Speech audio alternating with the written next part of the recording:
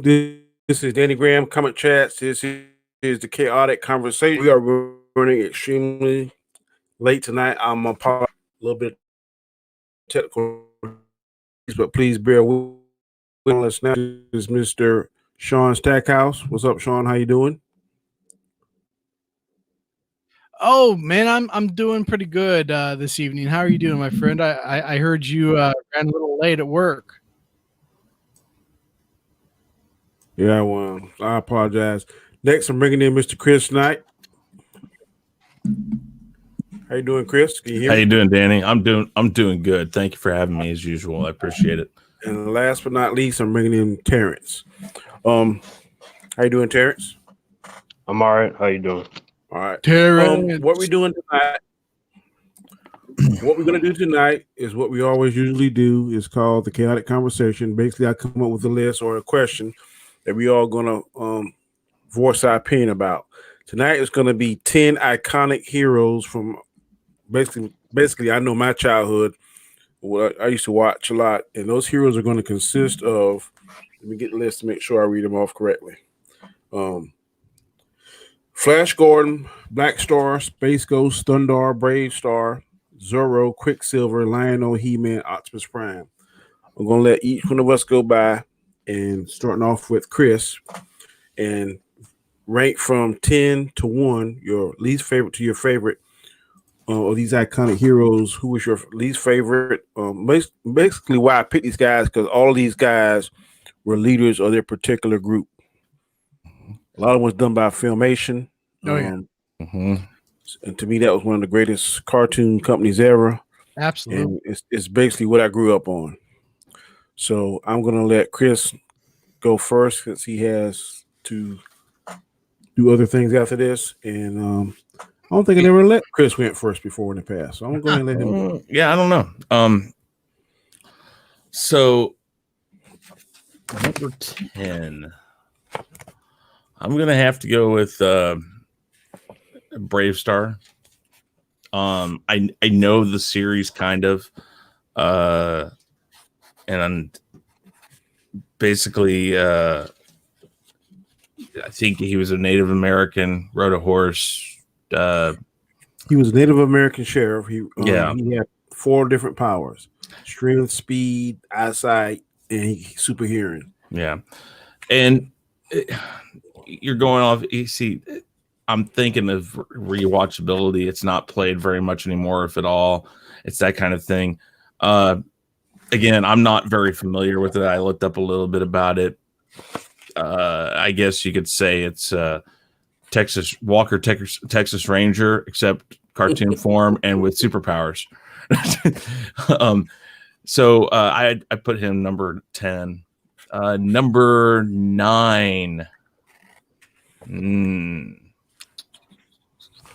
I'd go Thundar again. What? Yeah, I know, but I'm going off of the fact of what I know about the series, and I remember bits and pieces of seeing this when we were children, like Sean and I were children. I remember this was still on. I don't think it was actually. It might have been. I don't know. It was like I think it only ran for 1 year about. I don't think it was very long. Yeah. So again, it might have been right when I was like 4 or so. So I don't remember a ton about it. It's just post. I don't know a little bit. It was after like World War III or whatever. A meteor runs between the moon and the Earth, and it causes mass destruction. I remember, if I remember right, a very furry vest and shorts or something. Yep. Yeah, and like almost like a lightsaber sword. It would get what was the name of it? Dog. Some kind of sword. It always reminded me of a cross between He-Man and Star Wars. And you know, it. Yeah. Up next, I would probably go Zorro, and only the reason why I say this is Zorro. Okay, I know Zorro, but I don't know if I really liked the cartoon version as much as I actually liked I think it was the 60s, early 60s, late 50s, whatever it was, the TV show that was in black and white.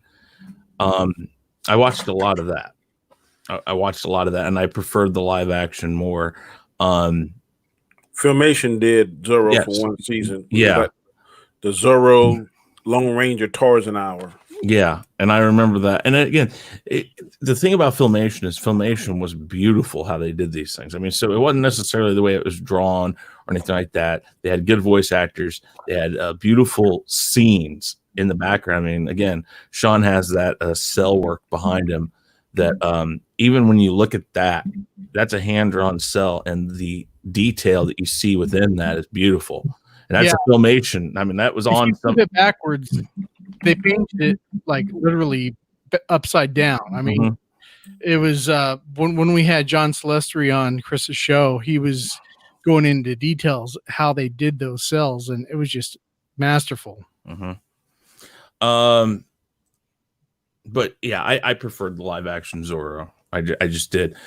So up next,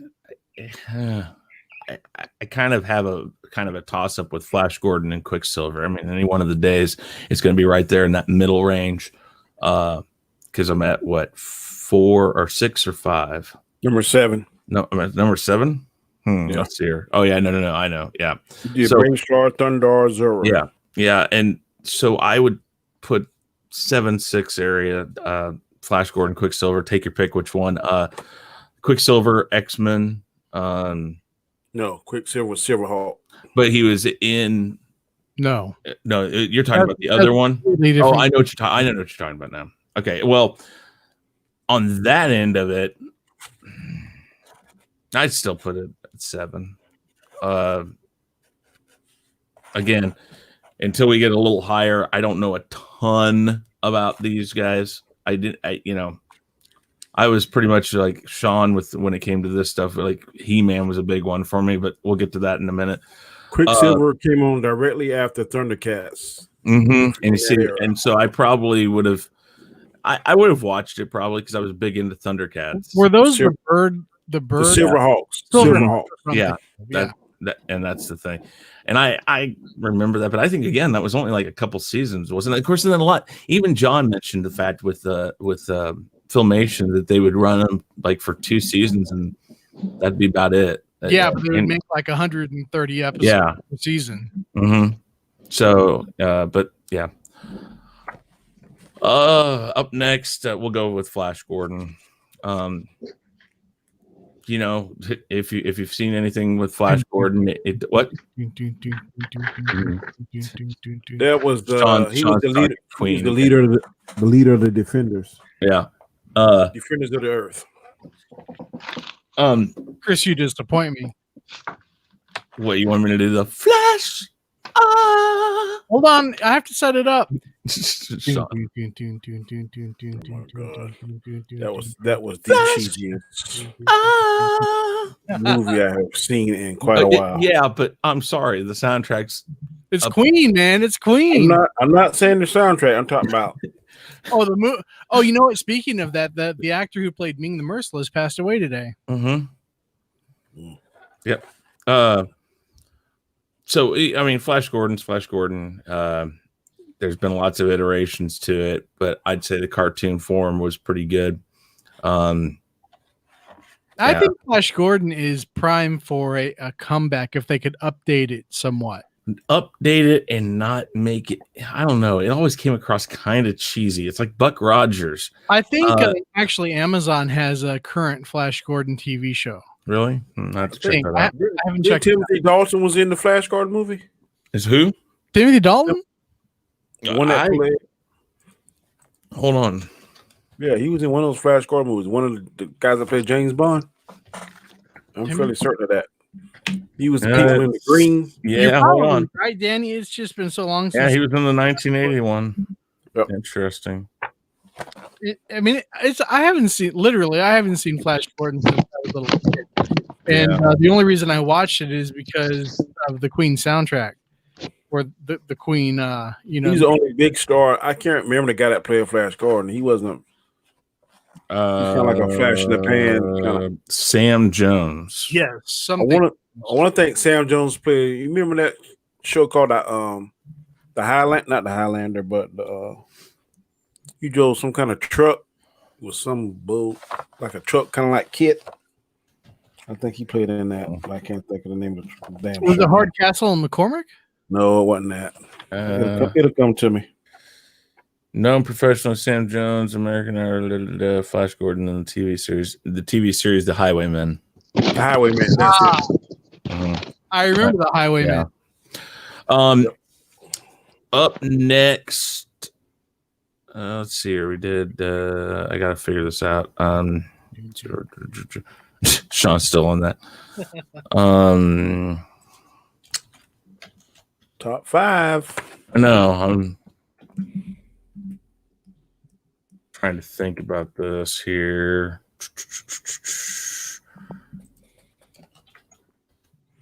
Making sure I get my facts straight on these things.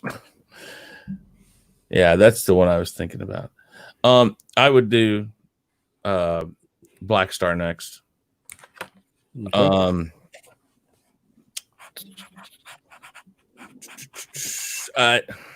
Astronaut that land on the planet. Yeah, and again, it had that barbarian feel to it. A lot of I'm looking at this now, going like, man, they had a lot of barbarian themed. They did cartoons.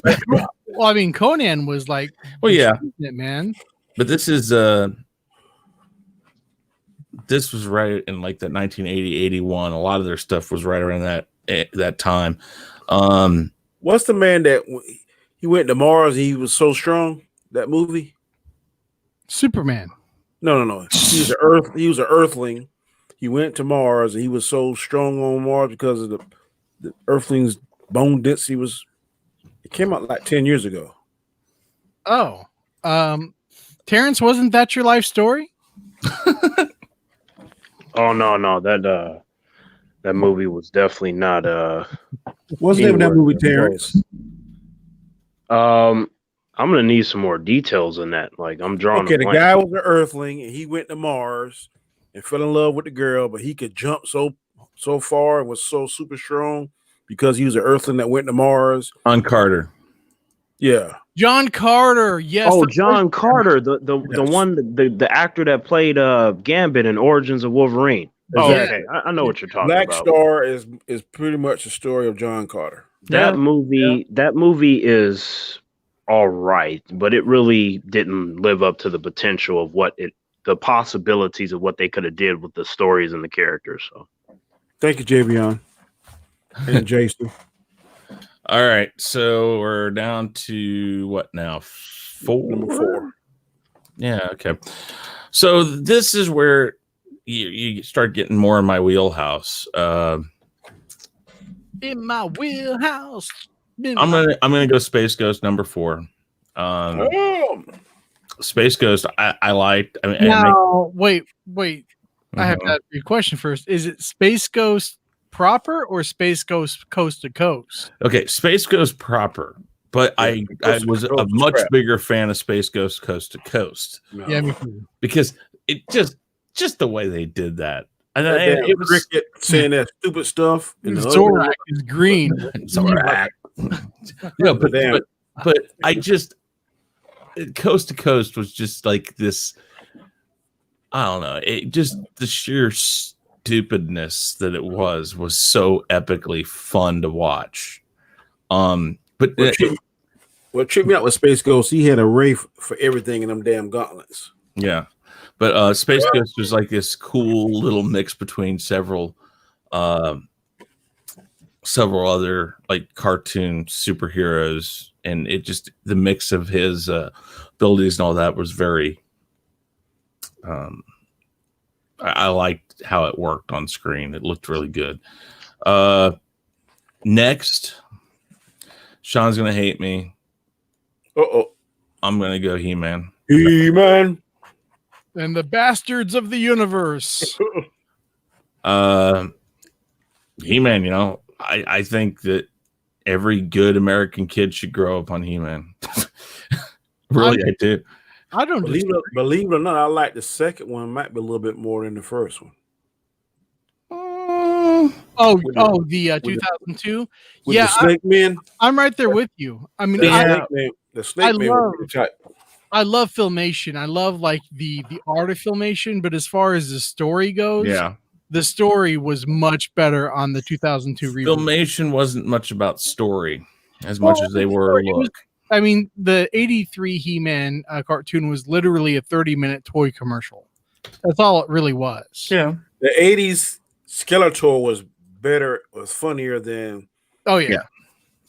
But they got somebody who sounded a lot like Alan Oppenheimer for the 2002 version.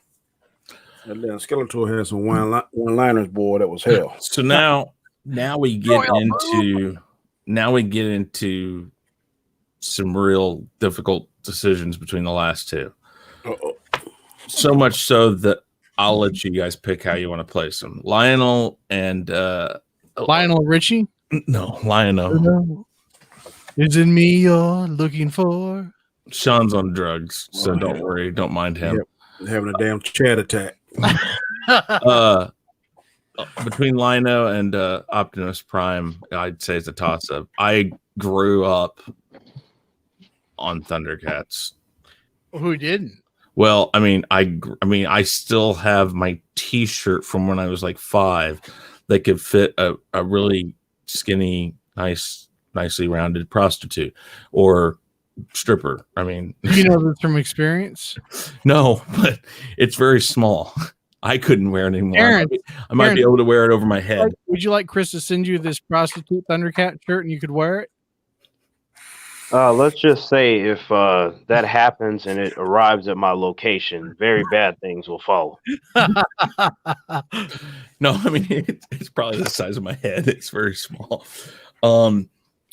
But Optimus Prime, I mean, come on. I mean, who didn't cry when he died? Oh man, when he died, I was like, "What the?" I saw a Goldberg, and I don't know if you guys watch Goldbergs at all on ABC, but there's an episode where I love Goldbergs. He talks about Optimus Prime dying, and yet he sat there when he was watching. He said he sat there when he was watching it, going like, "He's not dead. He's going to come back. He's going to come back. He's going to come back." I remember being like that. And what was worse? No, he's not dead. Optimus Prime died in like the first 20 or 30 minutes of the movie, and you had to sit through the entire movie knowing that Optimus was dead, and you're like 8, 10, 12 years old. You're like, what the hell did you just do? You're waiting for him to come back. The best part of that, well, not one, but one of the most memorable parts is when Unicron turns Megatron into Galvatron. Man, I love that part. Yeah. Man, I needed to see that movie, and I haven't seen that in like 20 years. We did the movie for He-Man. The when you hear Mr. Spock voices Galvatron, man, I love that. We need to we need to do a watch party. Yeah, we need to do a watch party for that. I have it. Have you ever done a watch party on YouTube? I have not. All right, you're in on it. What happens is we share a file of a movie that we own, and then we all watch it at the same time, and then we comment on it. Now you can't show it on screen, but you'd be like, it's like we're doing right now. Just pretend we're watching the movie, and we comment on it, and say, talk about how, oh, this was cool, that's cool, and this is my favorite part, and this is why. It's a lot of fun. We did like the first. You do it on the background. Yeah. Okay. Yeah, you talk about it, like we'd put up a screenshot behind us or in a place of the like movie. Green screen, you could put like a photo of the movie that we're watching, and we did the first 3 Star Wars movies with like a panel, and it was a blast. Cool. I'm down for it. Cool. But I remember Optimus Prime. So again, I grew up as an only child, but I didn't get a lot of the toys that like Sean got. I had some He-Man toys. I had some Transformers, but the one Transformer I was really happy to have was Optimus Prime. Optimus Prime was the Transformer you wanted because it came with it had the removable trailer that mine had it like a removable trailer. It opened up. It had a gun in it that you could transform Optimus into and sit him onto it, and he could use it as a gun. And I don't know. It's been years since I've had that, but I was really big into Optimus Prime. But I remember being bigger into Thundercats. So I would say that's a flip any day of the week for me. Those two of the group, and He-Man came in close. But I don't remember He-Man hitting me as well as Transformers and Thundercats.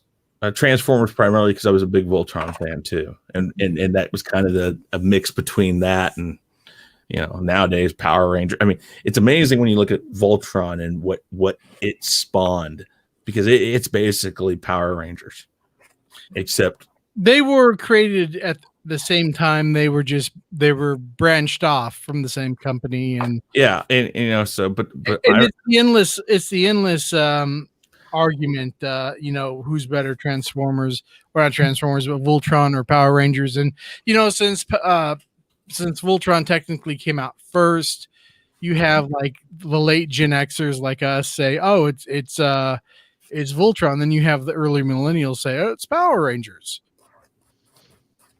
I'd rather watch Power Rangers than Voltron any day.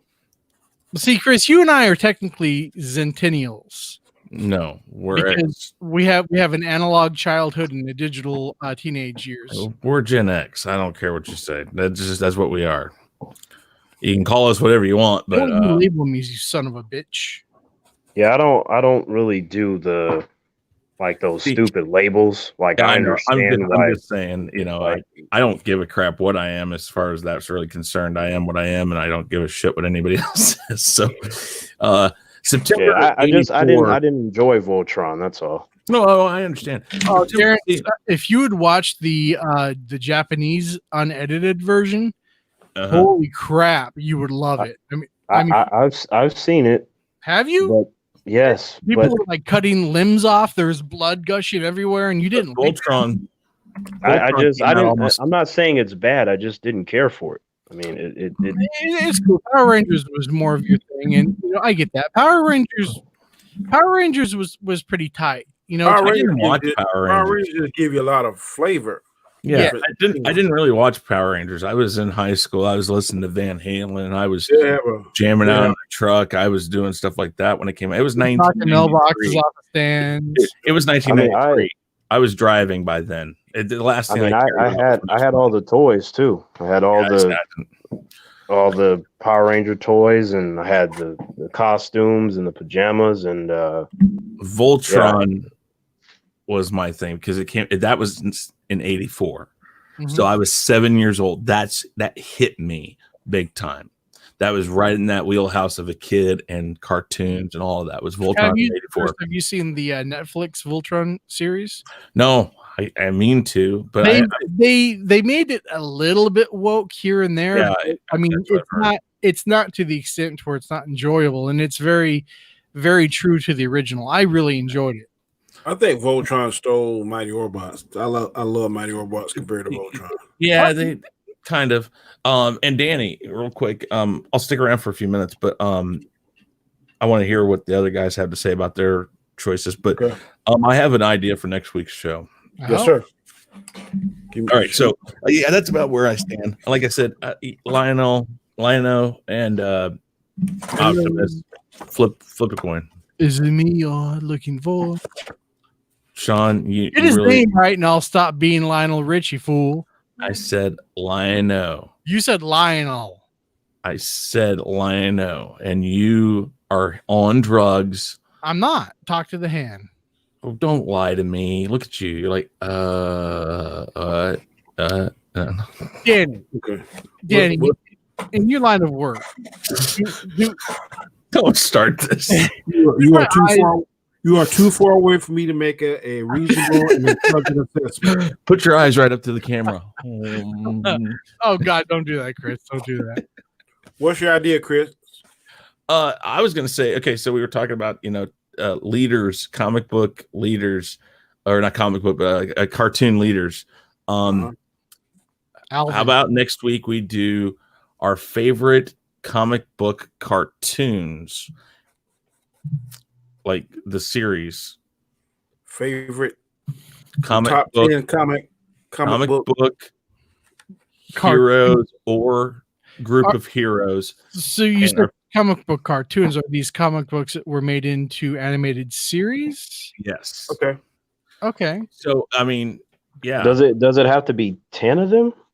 Or let's make 5. Yeah, 5 might be easier. I got 10. I got 15 I've actually. got 20. But we could do 5. I mean, I can do 5 cartoons or comics that were made into cartoons. Yes. Mhm. Top 5. Okay. That's a rare good idea from you, Chris. What are you talking about? I come up with plenty of good ideas. You just don't remember them Okay. because you choose to look the other way and then come back and go, you know what? I have an idea. Yeah. Sean, you are up next, brother. All right. Man, this list is hard. At the bottom, I'm going to have to go with Zorro. Absolutely, I'm going to have to go with Zorro. Then I'm going to yeah, well, you know. Then I'm going to probably have to go with Black Star. And then Flash Gordon, then Brave Star. Then Space Ghost, then Thundar. Hold on. What was number 7? You said Zorro, Black Star, Flash Gordon. Okay, Zorro, Black Star, Flash Gordon. Brave Star. Space Ghost. Where's Space Ghost on yours? What number? 6. Quicksilver. Where did I put him? Quicksilver's your number 5. Yeah. Where did I put Space Ghost at, Danny? You put Space Ghost as 4. Yeah. See. What's your number 4, Sean? Optimus Prime. You said Quicksilver. Optimus Prime is your number 4? Yeah. Where'd you put Quicksilver? 5. Yeah. Oh, okay. Then after that it would be Lion-O, and then it would be He-Man. You've missed one. You're only on 2 now. Okay, which ones did I name off? You said Zorro's 10, Black Star's 9, Flash Gordon's 8, Brave Star 7, Space Ghost Thundar. 6. He hasn't mentioned Thundar. Yeah, match Thundar. Oh, okay. Put Thundar in bump Optimus up once and put Thundar in Optimus's place. Okay, I can think that's respectable. Thundar is 4. Yeah. Optimus is 3. Mm-hmm. Lion-O is 2, and He-Man is 1. Absolutely. I could have told you He-Man was going to be number 1. I know He-Man is going to be 1. Well, of course, but I mean, yeah, I thought I missed He-Man, one. He-Man. I was just going to say, He-Man has tattooed on his ass Sean's lips. Just so you know. Just going to say, it's a true story. Really? Yeah. Your lips are tattooed on his ass. Wow. Damn. There's actually a special behind-the-scenes documentary that explains this. It's a little-known Easter egg that most don't know. We need to upload this to YouTube. Come on. See? That's what I'm talking about, man. All right, Mr. Terrence, you up next, brother.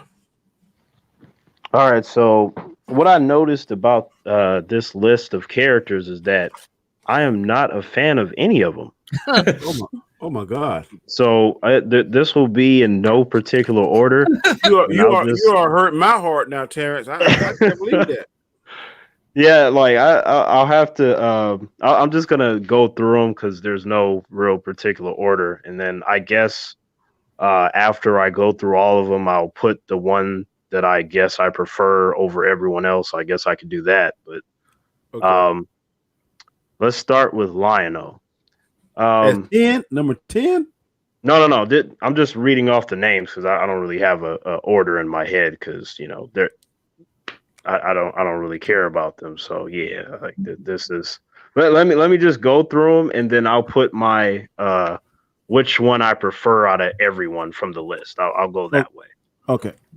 Okay. So first I'll start with Lion-O from Thundercats.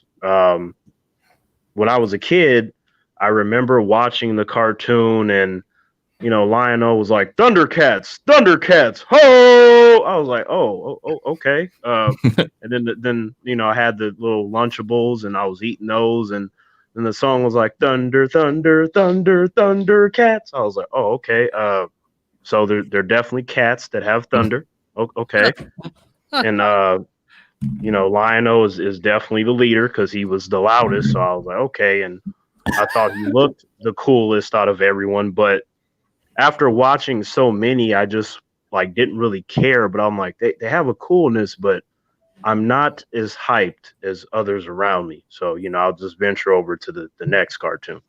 So that's Lionel. And then Quicksilver, who is this character again? Like what is this character Quicksilver from? is the leader of the Silverhawks.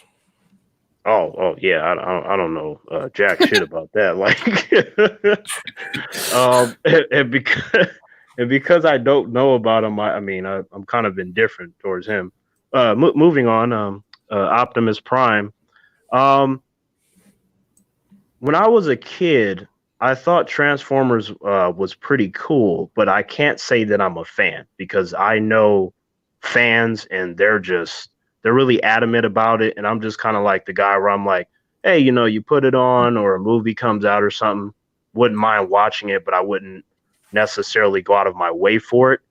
And in the case of Optimus Prime, I'm like, okay, out of the Autobots, I think he's the coolest. I tend to like whatever voice actor I hear playing the character, especially in the movies. Like his voice is just like, no matter what I'm doing in my life, like if I were just outside watering my lawn and then Optimus Prime were to come and talk to me, I would just stop watering and listen to whatever he has to say because I'm assuming that it's going to be important. Mm-hmm. Well, I mean, you have like this 20-foot robot coming up to you and like, there's the fairy right. Right. And he the Optimus Prime tells you to do this. I mean, I understand what you're saying. Right. I mean, like I would notice his size, but I just was like, what the hell? And then I probably would just keep watering. But as soon as he talks, I'd be like, I'm sorry, I started watering again. What you have to say? Like it just be like that. So don't start, please. Yeah, it's like he has a coolness, but it is what it is. And then Thundar the Barbarian. I had to look this up. I'm like, who the hell is Thundar? So like when I looked it up, I'm like, okay, it's a cartoon. I'm like, I don't think I've ever seen this. And the first thing that came to my mind is that I'd rather watch Conan the Barbarian with Arnold Schwarzenegger. Like that's kind of what it was. Yeah. It's kind of like Conan with a lightsaber. But he called his sword the Sun Sword. He-Man was originally going to be a Conan cartoon, but when Filmation realized that Conan was rated R, they're like, no, we can't do that. Oh yeah. They like, nope, we gotta make it for the kids. Let's back this off just a bit. Yeah. I noticed in the picture that I was like, dang, is my boy Thundar holding a lightsaber? And then I try to look into it. I'm like, maybe this is one of those like low key Star Wars characters that I don't know about. It's called. I was like, okay, Sun Sword, and he has to recharge like every 2 years at this pool of light or something. Like I said, I grew up on this. I'm telling you my age now because I know all this stuff. Oh, that's very interesting. I still would rather watch Conan, but I understand though. Okay. And then Space Ghost. I'm like, I remember watching a little bit of that and I just didn't like it. I didn't care for it. Like the only reason I watched it initially was because of the main character with the black and stuff. And I'm like, oh, he looks pretty interesting, but Space Ghost stand. Yeah, I was like, yeah, I'm gonna change the channel. I only have a limited number. I think back then there were only like 99 channels. So I was like, I'll see what's on one of the other channels. Space Ghost had like 15 powers, man. He definitely fly, turn invisible. Yeah, about 50 rays, a heat ray, a freeze ray, a power ray. That's like was hell back right. then. Yeah, like I mean, this is not me saying the character was bad or anything. It just never took for me. I was like, yeah, I'll change it to something else. And then in terms of Brave Star, I'm like, who the fuck is Brave Star? So, I looked him up and then I was like, okay, Native American Marshal. That reminds me of, so many cop related shows. So many. Walker Texas Ranger just on a horse with powers instead of a Bronco. And that's fair. And honestly, I did think of that, but like with Walker Texas Ranger, I'm like, number one, you got Chuck Norris. So I'm like, that's to me that seals the deal. And then after that, you know, there are so many martial artists that appear on Walker Texas Ranger that I would infinitely be way more interested in that than I would be Brave Star. I haven't seen Brave Star, but you know, I'm 31, so I don't know if I would have the same response than like say if I were 10. Like it's hard to say because I never saw it when I was a kid, so I don't know. One thing I want to mention, Terrence. One thing about like He-Man, Brave Star, Transformers. Well, no, maybe not Transformers, but He-Man and Brave Star.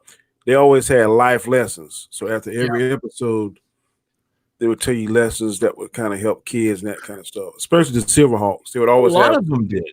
You know, it was like I remember when I was real young, like maybe I don't know, like 13 or 14 or so.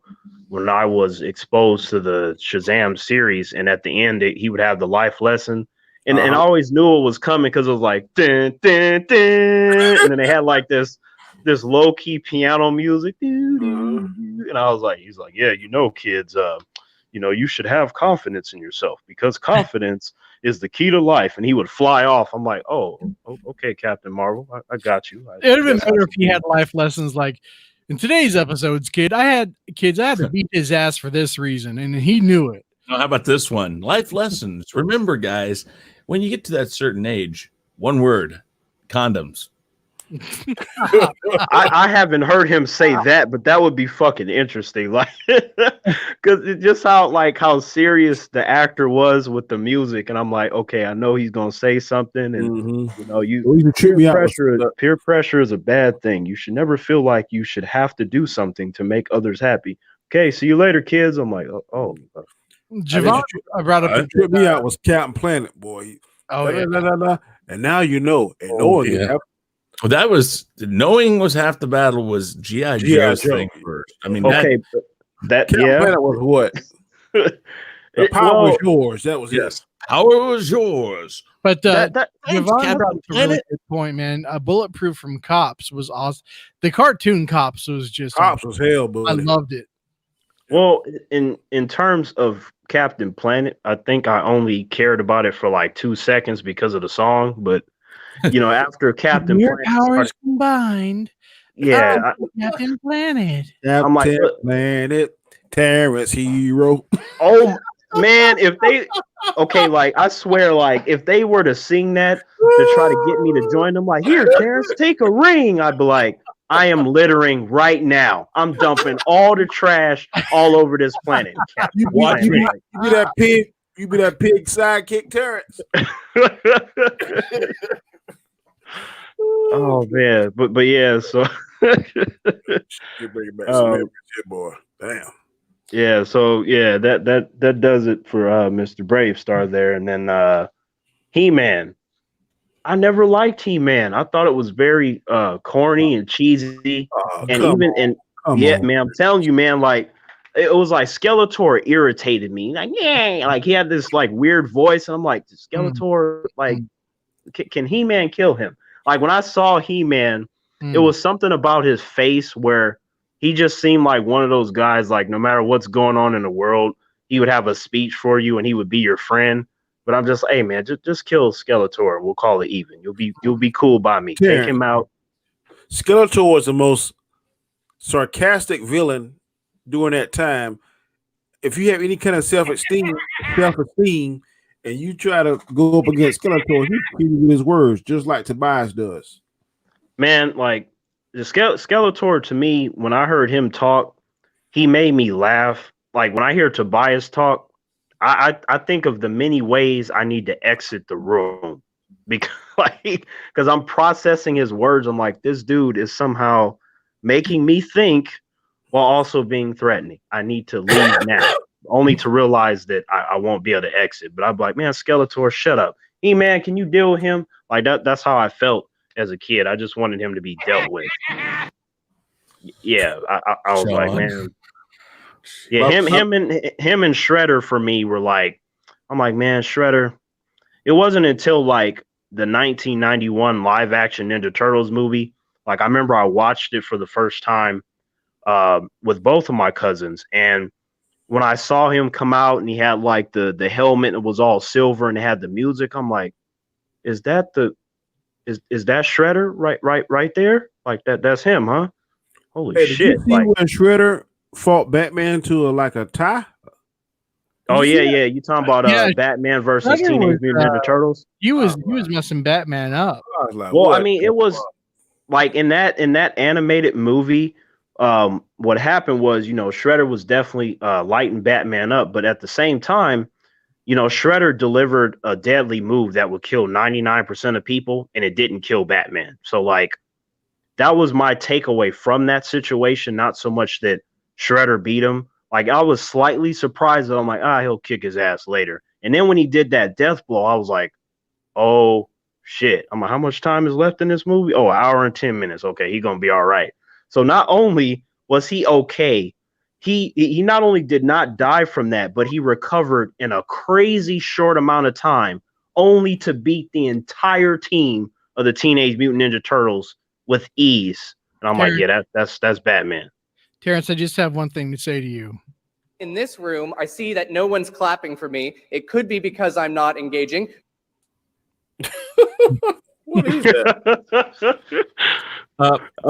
Point of personal privilege. Sean's a dumbass. Really? All right, so you say that, and I say this. It has begun. Oh my oh god! no. Oh no.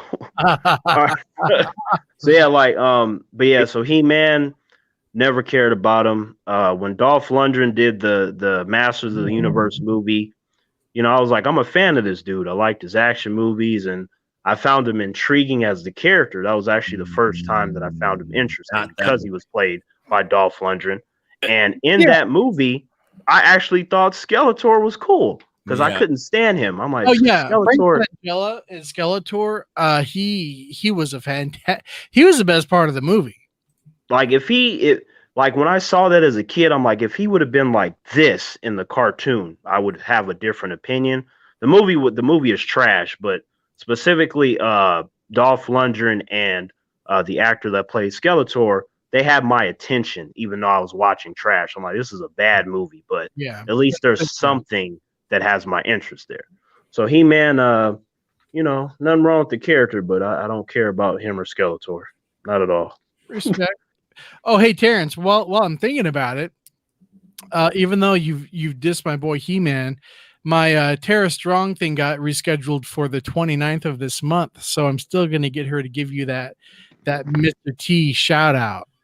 Hey man, like that's awesome. Like she ain't gonna be able to see me, but I'll be doing backflips and punching people in the throat and all kinds of crazy stuff. Like, and because they canceled last minute, I'm getting an autographed picture. All I have to do is pay $5 for shipping.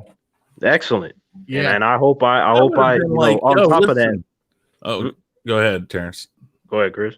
I was gonna say, if it were me, I'd been like, listen, $5 for shipping and handling. I'm sure you got that in your pocket. You can take care of that for me. Thank you very much. Well, I'm the one who asked for it because I was like, look, I didn't get an email. You didn't send me an email saying this was canceled. I've been sitting in this chair for 7 hours.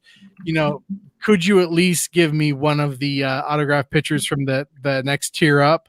And they're like, yeah, we can send that to you. Just $5 for shipping and handling, to protect the image. And I was like, oh, that's cool. That's cool. I want you to put in one more request. Say that you would like your boy Terrence to have a 10-hour interview with Tara Strong. And then, that's the least they can do. I will do that. I'm going to ride him back. And yes, they might be like, who the hell is Terrence? I'll be like, don't worry about it. She'll know when she talks to me. I was gonna say, yeah, they're gonna be like, who's Terrence? And Sean's gonna be like, oh, you know who he is. You know that guy that does backflips off of buildings? That's Terrence. They're like, oh, he sounds like one of our animated characters. Like, this human done fucked up. He called me an animated character. Like, okay.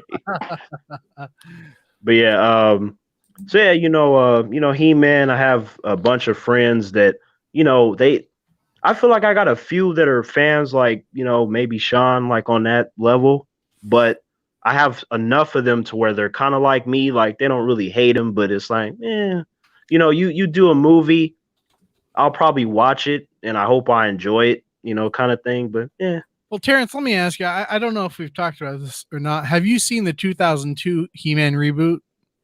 Yes, I saw a little bit of that because my friend told me. He was like, Terrence, you're not gonna believe this. I was like, oh, what is it, man? He was like, you're not gonna believe. I'm like, what happened? I thought somebody had died or something. I'm like, and Oh God! sit down. And I was like, I went into defense mode because I'm like, man, he's trying to take me out and shit. I better be ready. So then he comes out with a remote and he's like, Terrence, man, you're not gonna believe this. I'm like, okay, is it like a movie or something? Like, he's like, no, it's better. It's a show, Terrence. I'm like, oh, okay, I guess shows can be better than certain movies. Okay.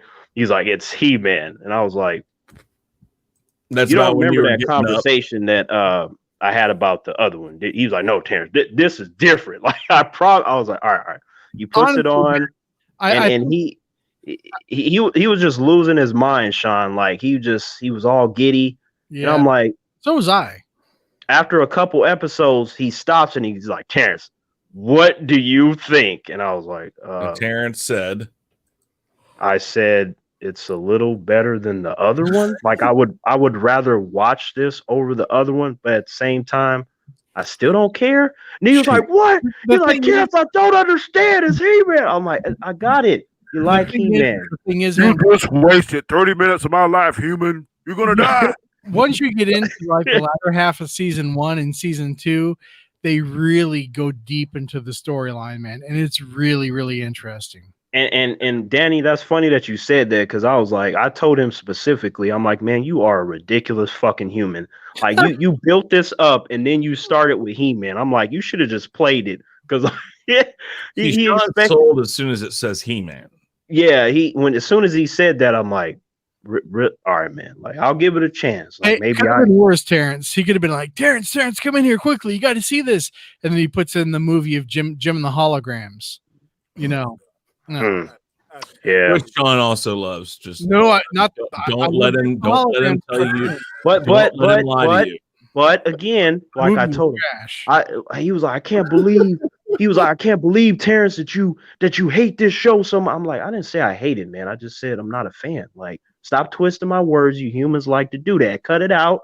If you want to fuck with He-Man, that's fine. I'm happy for you. I hope they kill it. I hope they do like 2,000 more episodes. I hope you get all the costumes and toys. But for now, I will see you later. And that's when I left. Terrence out.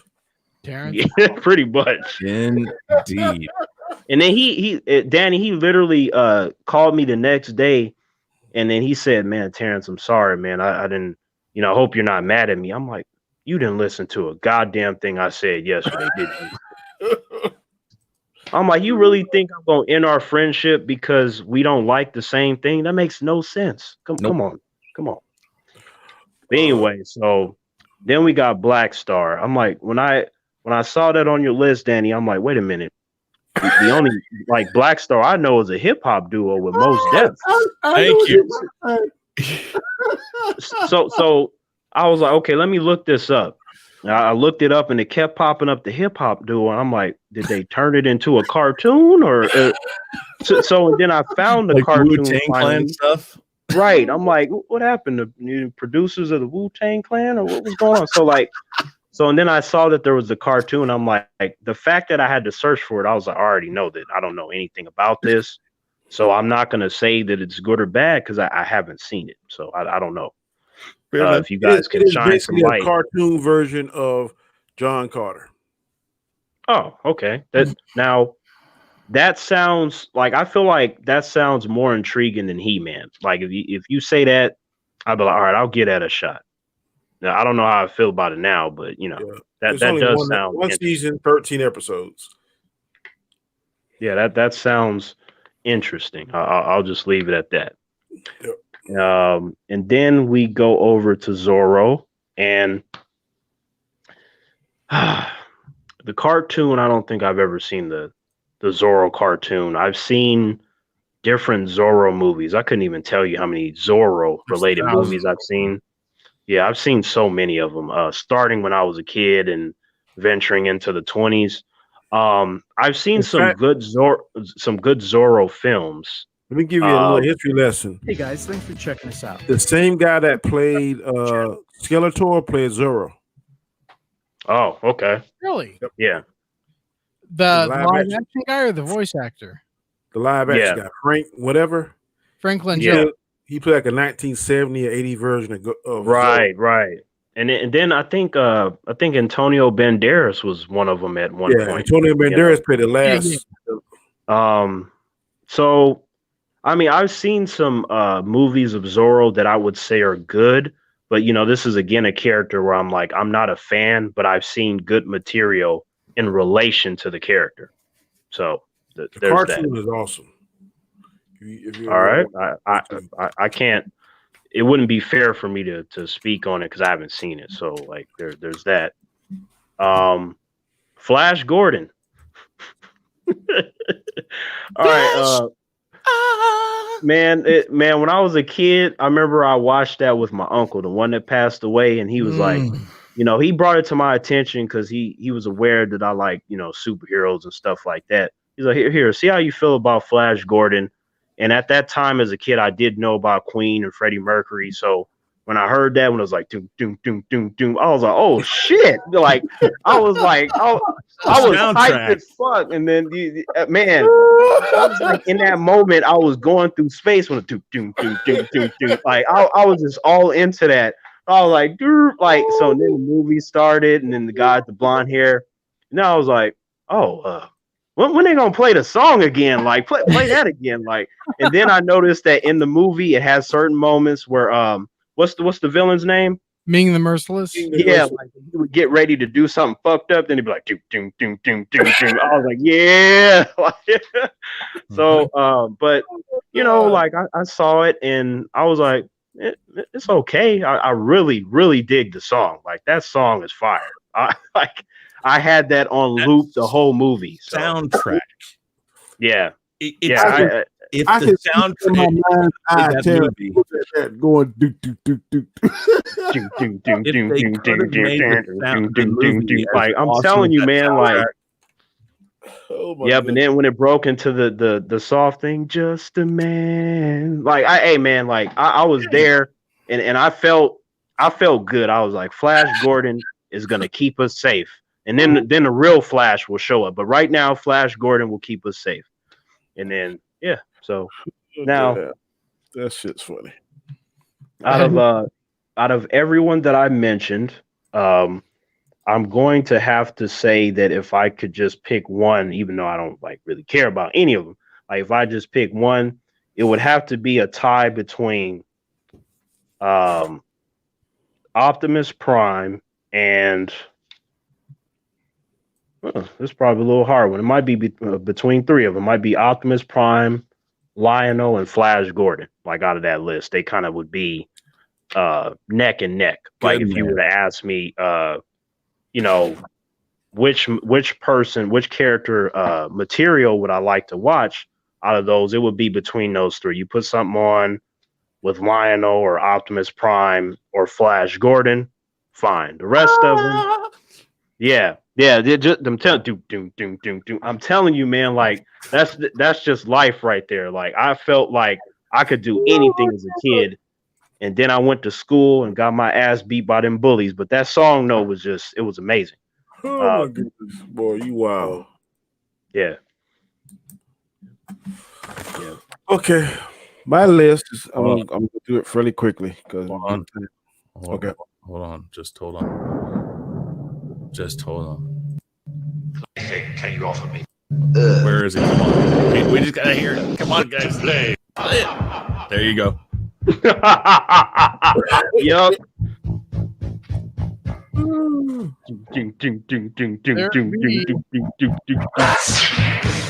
Yup.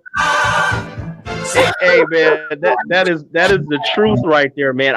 I'm telling you, just like doom doom doom doom doom. I'm telling you, man, that was amazing. Yep. Sorry, I had to do that, Danny. Had to. Ain't nothing wrong with that, bro. Curtis, you are right. Beast Wars was the shit. Oh yeah, that was Oh interesting. hell yeah! That I take that over everything I just mentioned. Yeah, I was just responding to Curtis in the chat. Okay, my list is number 10 is Flash Gordon. He's my least favorite. 9 would be Black Star. 8 is Space Ghost. 7 is Thundar. 6 is Quicksilver. I'm actually a fan of Silverhawks. They're kind of neck and neck. I remember them very well. They came right after the Thundercats. It was like 4 o'clock was Thundercats, 4:30 was Silverhawks. So I watched them in tandem. Boy, you wow. Number 5 was Zorro. I love Zorro. I grew up on that. Really? Yep. Oh. 4 is Brave Star. I was always fascinated by his damn powers. This sucker was strong as a bear, fast as a puma, could hear like a wolf, and had eyes of a hawk. So I was like, man, this sucker can do everything. Number 3 would be He-Man. I prefer the 2002 He-Man. He-Man. 19 was it 80 something, Sean? The original one or the reboot? The original. Original was 1983. Okay, and then they had one in between there that was totally crap, like a space. Yeah, 1990. It was horrible. Okay, guys. Danny, before you continue, I got a question for all three of you. Would you rather see me in a Thundercats movie or a He-Man movie? Thundercats. Yeah. Same. I can see you as Panther. Yep, Panther used nunchucks. So that should be nice. That should be right in your wheelhouse. Oh yeah. Mm-hmm. That's a good point. I didn't think about that. I want to see Terrence as Flash Gordon. He wouldn't need no music. He'd be doing it with his mouth. Yeah, no, he'd be flying on that flying motorcycle thing. Yep.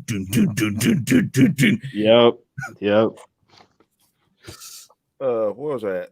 My number 3 was He-Man.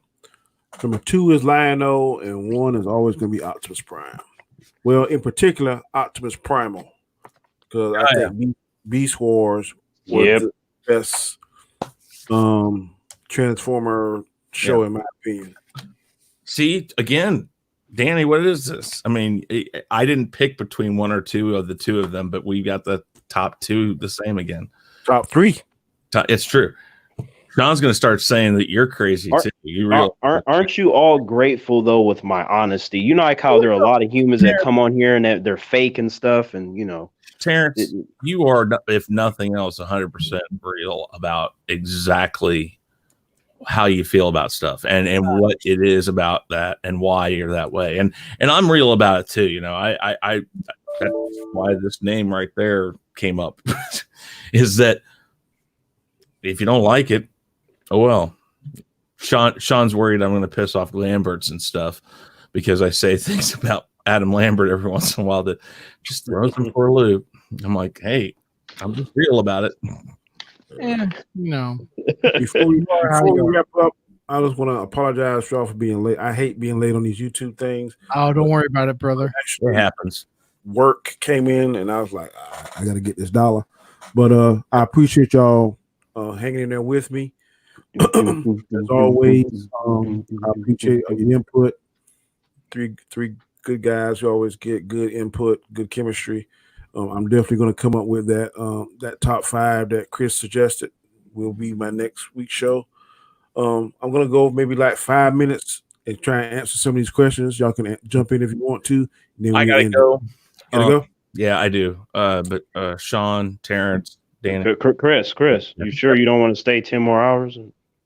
Well, you know, one of these days you and I will definitely have to do that. We'll have to do like a 10, 15. Hell, if I got time, I'll do 24 hours. I mean, I was gonna do it with Sean, but since he moved up in the world, Terrence don't matter anymore. So you know, no, man, no, see, that's not true. That's not true. how I am. I will stream with you anytime, any place, man. Before you go, Chris, tell people where they can find you. Yeah, you can find me on YouTube, The Real Review 3000, and on Twitter at Chris Knight 5150. You can email me, Chris Knight at therealreview3000.com. I'm trying to reach 1,000 subs right now. Last I checked, let's go back here real quick. Let's see where I'm at now. Yeah, you got your book giveaway still? Yes, I do. These books right here. I give these away when I get to 1,000 subscribers. I got to remember how to do. There we go. Okay. When I get to 1,000 subscribers, I'll be giving these away. And if you go to my Twitter at ChrisKnight5150, you can like and retweet my pen post, and your name will go on the wheel of names for that. Currently, I have 949 subscribers, so I am 51 away. Now, it'll be about a week after I hit 1,000 to make sure I stay at 1,000. That's kind of what YouTube's going to do anyways. When they put me up for consideration for monetization, they're going to make you wait about at least a week because they want to see that you're stable on your subscribers and all that. Medications. Oh, I don't take them. You can tell. So, are you gonna give away any sort of training equipment for people like Terrence? Well, yeah. I don't think there is any training equipment left for people like Terrence. There is actually going to be one person on that name of the wheel of names, and that's going to be yours. And we'll do that too. Man, I don't often feel special, but that about did it for me tonight. There you go. Yeah, nunchucks. What do you want? I mean, we've got this awesome place in town called Odyssey Martial Arts, and I'll tell you what. I was thinking something reasonable like a serum that would give me powers. Nothing too crazy. I will talk to my mad scientist friend for you. God.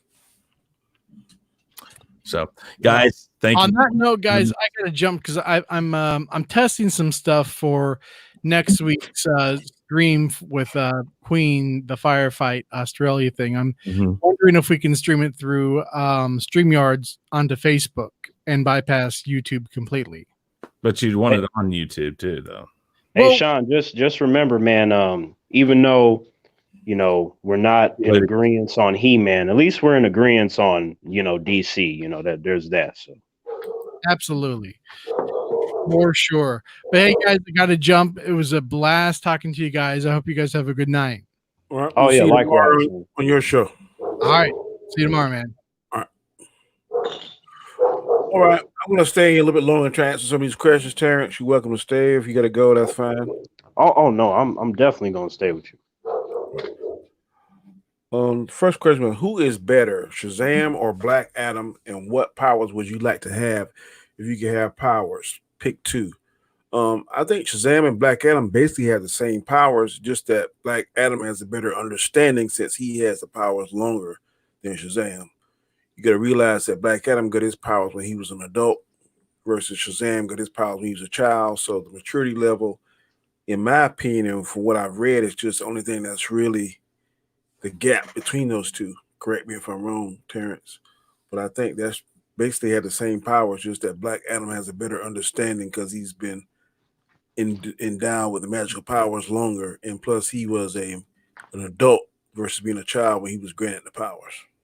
Yeah, Black Adam getting his powers from the Egyptian gods, they're virtually almost the same thing. In terms of Black Adam, he's been around for so many thousands of years. I mean, this dude was back in the ancient Egyptian times and stuff like that. So he definitely has way more experience than Shazam could ever hope to have, and all the different. He also has more experience battling magical beings over Shazam. I mean, later on, Shazam, he does gain his experience, but you can never out experience Black Adam because he's just been around way too long, and he's done a lot more destructive things with his power. So Shazam, he doesn't even really know how to tap into the same stuff as Black Adam because Black Adam specifically studied specific things because he's evil. So there's that too. Yep. If I could have two powers, I would like to have a mixture. I think it would be cool to have Spider-Man powers. Spider-Man. Well, I'm get three. Spider-Man. I wouldn't mind having Spider-Man powers, the Flash's powers, and Black Lightning. So, those three powers would be cool. All right. Well, so just you said it's limited to two. Well, Like question specific. said 2, but then I kind of threw in that third one. But I mean, Okay. whatever you want to do. I guess it would just be the regenerative capabilities of Wolverine, and then the overall raw strength and power of a Superman. So I think that those two combined, Yeah. nobody's really touching me, because you're talking about not only can I heal, but Superman's strength is essentially unlimited, and like I've never seen him reach his full potential because he's Yeah. never had to. So I feel like no matter what situation I'm in, if I get damaged, I'm just going to instantly heal, and I can take on entire armies and stuff like that and not really have to worry about getting killed unless, I face like somebody like the Anti-Monitor or something like that. Yeah. And I would like to have Batman's intelligence. Yeah, that's a good one too. That's a very, very good one actually.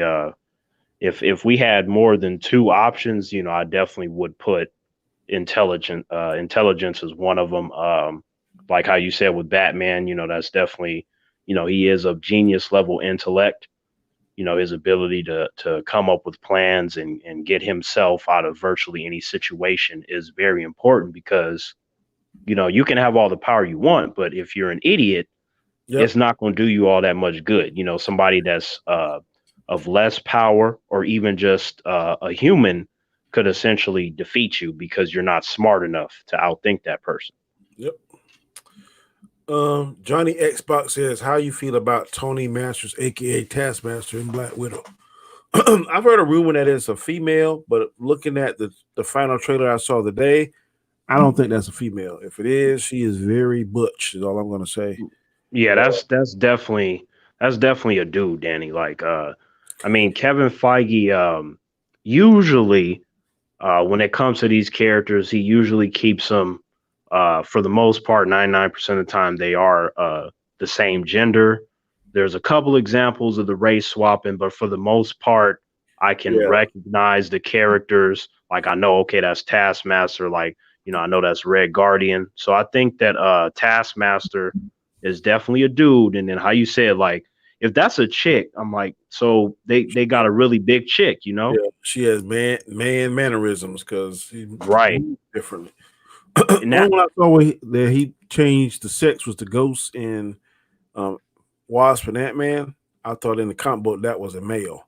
But in this yeah, that's definitely an example of gender swapping. That was definitely a guy in the comics, and Ghost in the comics was much better than the interpretation in Ant-Man and the Wasp, tenfold. What they did in Ant-Man and the Wasp was more of a sympathetic kind of fun angle, but not the the intimidating, yet like this person's gonna kill you Ghost from Marvel Comics. So that was an entirely different approach, aside from the ability, which was virtually the same. But yeah, I was gonna say too, like, it could very well be because it's out of context. For all we know, there could be multiple people that are Taskmaster. Mm-hmm. You know what I mean? I read So what Taskmaster's power. He had I wrote it down on my phone. He has photographic, some kind of photographic muscle memory or something. Like whatever. he can essentially copy anyone's movements. Yeah, it was to a T. It was a specific name. I wrote it down. Photographic reflexes. Yeah. So like he definitely can copy anyone's movement now. So I know The way in the last he threw this shield kind of like Captain America did. Right. Yeah. So I think I don't know if he has to physically see him or can he get that same result from watching video. I'm not sure. Well, he can either observe the person, he can watch a video. Like reading is a little bit more complex, but like if he can see it though, because with literature, like just words on a paper, it can be interpreted different ways in comparison to if you said if he see him in real life, or can you watch a video footage of them and still copy the move? What I was he can do both. Like that's what I'm saying. Like, as long as he can see them, it would be to a T. Like the whole literature angle is a little bit more complicated to interpret without you being able to see it. I got you. So yeah.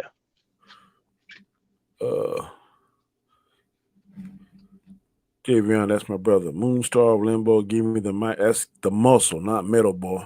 The muscle, then the menace. Okay, Johnny Xbox. Would you rather be Superman with no legs or Jason with no healing powers? Who the fuck is Jason? You talking about Jason Voorhees? Shit, I'd rather be Superman with no legs. Right, because okay, in the case, like, let's assume that he's talking about Jason Voorhees. Like, Jason is technically a zombie in the sense that he died and now he's the undead.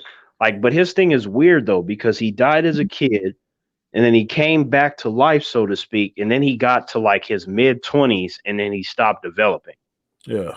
So, but Jason, like, while he has crazy strength, I mean, this dude could just punch through somebody, snap them like a twig, don't matter how big they are. Like, I mean, he's really limited when it comes to his limbs being removed as compared to like Superman or even any other Kryptonian. I mean, you still talking about they could fly, they can still do the heat vision, they can still do the clap that they do when they combine their hands together, and that can literally destroy an entire planet. I mean, there's so many things that they can do without legs. Freeze breath. They can do that too. Freeze breath, just whatever they need to do. A sneeze, like shit. Yeah, so definitely Superman. Yeah, after I said Equalizer 3, then John Wick versus Equalizer. If you ask him who is the baddest, whew. Oh, that's easy. That's the Equalizer in terms of like I remember I broke this down for you in a long text message. I can briefly go into why. Like, in the case of John Wick, when it comes to firearms, he may be either on the same level or better in the sense that he always gets headshots and stuff like that. And when it comes to his fighting, he's pretty good until like he goes up against somebody like Common from John Wick Chapter 2, who almost beat him. The only reason why he won was because of the plot armor. Like, John Wick is not going to die, but he definitely gave him a run for his money. I'm gonna tell you that last guy there too. What's his name? He plays on Iron Chef.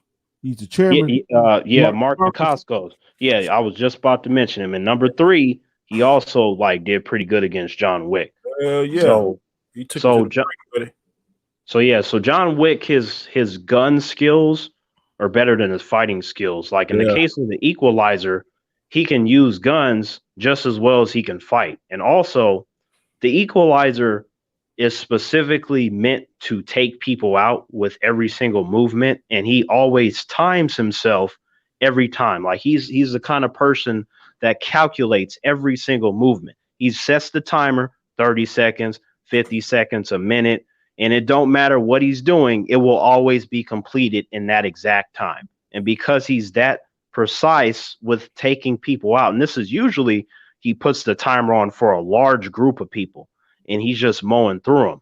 So I'm like, hey, if it comes down to hand-to-hand combat, the Equalizer is going to take him. John Wick would have a better chance if he can have his firearm the whole time, but that's not a guarantee. I will say though, John Wick seems to be able to take more punishment. We haven't really seen Equalizer take punishment. We haven't seen the Equalizer take punishment, but I'm lying, because when they were in that stores like Lowe's, that bald-headed man gave him all he wanted. Well, that's true, but that was after he was, damaged by bullets, though. Like, he got shot. So, like, I'm pretty sure that he got shot, if I remember correctly, because like he was in there. I don't think he got shot. He was in there, and then he took the dude out with the nail gun. Then the other dude, he like strung him up. Then he was fighting that one big dude. That big dude almost took him out. I don't think he got shot. I mean, I think he got hurt when he knocked up against that cabinet and broke the glass and stuff. And I don't Right, remember right. him getting shot. That might have been the case, but like in the case of the big dude though, like I feel like when he was getting thrown around and stuff, you have a situation where um he had to assess the opponent, and when he did, he took him out. Like I felt like that scene was nothing more than to have someone do something against him to show the audience that he can be vulnerable. But I mean, every other situation, like he's fine. So it's like I feel like that's probably the best example of punishment. But at the same time, I wasn't really worried about him in the way that I was with John Wick for the first time when he was taking on Common's character, because it was too even. In the case of the big guy, I feel like it was one of those situations where I was like, okay, you got him, but I give it so many seconds and he's gonna take you out. Like I wasn't really worried about him. I'm just like anybody can come with strength and size, and it could do some damage, but that's really all that he had. And John Wick just used the skills to beat that dude. Okay. So like I feel like 9 times out of 10, I would say because of the Common situation, the Common character in number 2, we saw that this guy is fighting John Wick and he's damn near neck and neck. But from what I saw from John Wick's fighting ability and Common's fighting ability compared to the Equalizer wouldn't need to do as many movements as they do to hurt somebody. His stuff is always real quick. Like you watch any of his fight scenes, he's taking whole rooms of people out and he's literally snapping shit up in a short time. Like they be fighting for minutes. You remember how long John Wick and the Common character were fighting? Yeah. The Equalizer wouldn't need all that time because he calculates it. Like he's been trained to just take people out that quickly. Like so because of those examples, I'm like, no, there's no way that the Equalizer would need to fight that long. And the way that Common and John Wick fight, when I compared their movements to the Equalizer, theirs is much more. It takes too long. It takes way too long, and they do a lot of, elbows and stuff that is meant to knock people down. I'm like, that's nothing in comparison to a dude that's snapping your fucking limbs, hitting all your pressure points. I remember in John Equalizer 2, when he hit that dude in the jaw and he dislocated it in like 2 different ways, and then he like slammed him on the ground. I'm like, that's not what John Wick does. He does all the flipping and turning, shoot him in the head, flip him, throw the knives here and there. It was a lot more judo and yeah. That's right, like Danny. I like both their styles. I wouldn't want to fuck with neither one of them. No, I hear you on that. It's just like I said, like I always say, if I go to the ring and I look on the little thing there, brackets, and it says John Wick or it says Robert McCall. Yeah. Like, fuck no, I got a headache tonight. Right. So I guess the best way to sum it up, Danny, would be John Wick stuff is more flashy. Equalizer is get in, get out, fuck people up, and you move on. Yeah, you're right. United Thrive says, on your left hand, you're the CEO of Disney. On your right hand, you're the CEO of WB. Which one? Well, the most one that's paying the most money, of course, is Disney. But have more material that I could really sink my teeth into would probably be WB. But I wouldn't be mad at either one. For me, I am a bigger DC fan than I am Marvel. I love Marvel, but like DC, like I've always found their characters and their storytelling to be more compelling. As to where with Marvel, when I would read their stuff, they had the coolness, like they cool, they got the Wolverine and stuff.